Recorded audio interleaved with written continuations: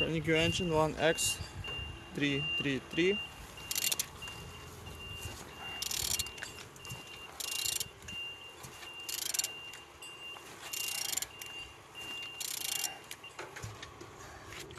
Turning good. The front engines looks good, as you can see. Compressor without any damage, as you can see. And on this side, everything nice. Look as well on the starter, you don't see any damage. Chair box on the good conditions, no broken. And on this side, everything nice. Altimeter on the good conditions.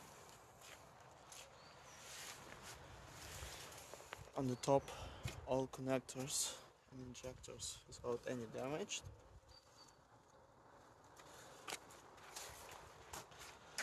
And on the bottom, oil sump without any cracks, no leaks. And turning your engine 1X333.